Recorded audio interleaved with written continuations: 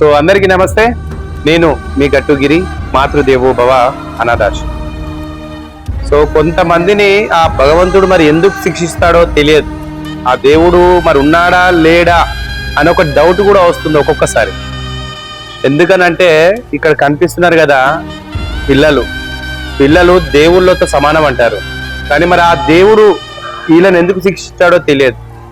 Recent గా మొన్న మరి ఇక్కడ ఉన్నటువంటి వీరి తండ్రి గారు అనేటువంటి మరి అంతం గారి సుదర్శన్ గారు వెళ్తుంటే రోడ్ యాక్సిడెంట్ లో ఆయన మరణించడం జరిగింది.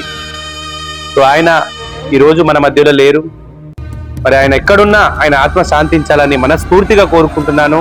మరి ఆ భగవంతుడు ఎందుకు ఈ బిడ్డలకి ఎందుకు శిక్షించాడో, మరి అక్కడ ఉన్నటువంటి ఆ సోదరిమణి చిన్న వయసు 4 పిల్లలు, ఆయన మన మధ్యలో లేరు.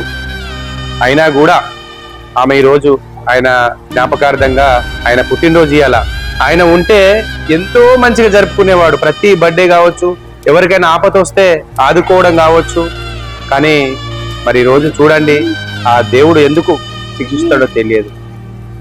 ఏదేమైనా ఆయన ఎక్కడున్నా ఆయన ఆత్మ శాంతించాలి.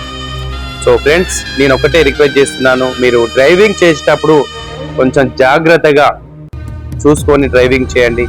ఈరోజు ఒక్కరు దూరం అవ్వడం వల్ల, కుటుంబ పెద్ద దూరం కావడం వల్ల ఈరోజు 4 బిడ్డలు ఆ తల్లి రోడ్డున పడే పరిస్థితి ఉంటుంది. కాబట్టి సో వారి తరఫు నుంచి కూడా రిక్వెస్ట్ చేస్తున్నాను, డ్రైవింగ్ చేసే వాళ్ళు హెల్మెట్ ధరించండి. అలాగే రోడ్ సేఫ్టీ తీసుకోండి. జాగ్రత్తగా మీకోసం మీ ఫ్యామిలీ అందరూ కూడా ఎదురు చూస్తుంటారు. ఇలాంటి పరిస్థితి ఎవ్వరికి కూడా రావద్దని నిజంగా నేను ఆ భగవంతుని కోరుకుంటున్నాను. మరి సుదర్శన్ గారు ఎక్కడున్నా వారి పవిత్ర ఆత్మ శాంతి చేకూరాలని మనస్ఫూర్తిగా నేను కోరుకుంటున్నాను. Thank you.